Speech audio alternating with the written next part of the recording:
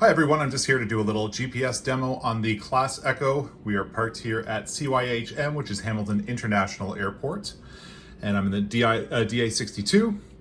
And we're gonna start this aircraft with the only real way to start an aircraft in a sim, Control E. That's right, Control E. Sorry for any pilots out there who might be offended. Okay. So let's just get into a camera view here where we can see the instrument cluster a little better. Camera 1, there we go. And I'm just going to show you the general operation of the GPS through the Class Echo. You can see on the Class Echo main screen here, we don't really have a flight plan in place yet. And just going through the pages, I'll just show you generally what it does. You can click on the different headings and altitudes and other autopilot intervals and adjust them in the communications and navigation. I can set a transponder code if I want. I can change a frequency if I want, all sorts of things like that. But the latest addition to the Class Echo is the new GPS page. And that lets us control the GPS for both the G1000, the GNS 530, and the GNS 430, which is found here on the Steam Gauge Cessna 172 with the Premium Deluxe version. So you can see here I've got my communications and navigations knobs represented, my range knob and my FMS. I also have the PFD and the MFD represented on different buttons here. So if I press the PFD, I'm now controlling the PFD in front of me. And let's just start testing that out. You can see the map there in the left-hand side. If I press the range knob, it lights up blue. Then I can use the encoder on the Class Echo itself to adjust the range on the actual PFD itself. Going to the FMS and all the flight planning stuff, because that's what people really want to see, I think. These buttons work just as they do in the sim. So if I want to go direct to, I can press the D button. It brings up the direct to menu. I can press that again, it takes it away. Flight planning again, do the same thing.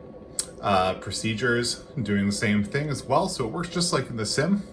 The knob works a little bit differently than it does in the sim.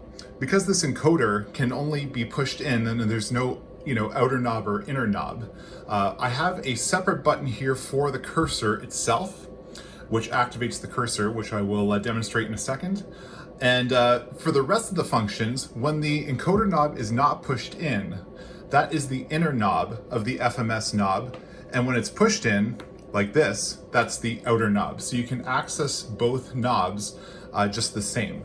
And if I'm doing the COM or the nav as well, if I press COM here, you can see as I'm turning it in the upper right-hand corner here, it's adjusting the decimal place of the COM. And if I push in and hold, it's adjusting the larger numbers there in the communications. Let's go over to the other screen, the MFD here. Okay, the MFD, that's right. And this is a good chance to demonstrate the soft keys. So you can see I have a row of soft keys here at the bottom of the display. And if I want to control the MFD, what I have to do is just go on the Echo and I'm going to press MFD. Now I'm controlling the MFD.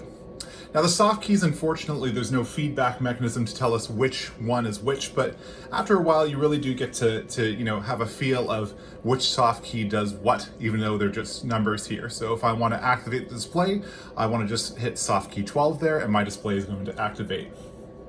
So let's try doing a little flight plan here. We're at CYHM. I'm going to press the flight plan button here, and to get our cursor to activate, again, as I said, we're not going to press this button. What I'm going to do is I'm actually going to press the cursor button on the screen, and you can see the cursor comes up. So I'm going to scroll through here. As I'm turning the encoder knob here, you can see I'm activating the inner knob of the cursor. So I'm going to go and I'm going to go C, and I hold down that knob, and I get the outer knob. So C, release. For the inner knob, Y, hold down, release. You get what I'm saying? H, and then we're going to M, and then press enter. I'm no whiz at the G1000, but once you get used to it, it really does go fluently. And let's go to, let's see, maybe Brantford Airport here. So C, Y, F, and D, enter. There we go, CYHM to CYFD. I'm going to press flight plan again. There my flight plan is in place. If I go to the flight info page, of the Echo, you can see the flight plan is now represented in the flight plan page. I've got my distance in nautical miles and a ETA based on my current speed. Go back to the GPS page. A couple other things you can do here with the G1000. We can scroll through the different pages of the actual G1000 itself. Notice I went there to turn it and nothing happened. You have to select the knob first. So I'm going to select the FMS knob, and I can bring up the menu and I can scroll through, for example, nearest waypoints. So if I want to see my nearest waypoints here, press the cursor button, you can see it highlights there, and I want to operate the outer knob to browse through those waypoints. So if I just press this down and turn, you can see I'm operating that outer knob here. Let's say I want to go to CYBH. Yeah, okay, sure. Press direct to, all right, Flamborough Center Airport, and then enter to activate, and bam, there we go. We're all plugged in there. So you know what? It is a cool interface. It is a little weird because there's no tactile feedback because of the buttons, but once you get used to it, it really does become quicker. So for those of you out there who are going to enjoy this and try it, I really hope you have a good time with it, and give me any feedback you have if you have any. Thanks very much.